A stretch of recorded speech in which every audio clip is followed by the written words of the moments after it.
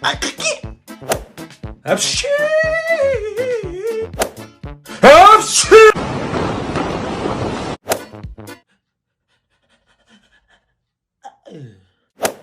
Как красиво расцвели деревья.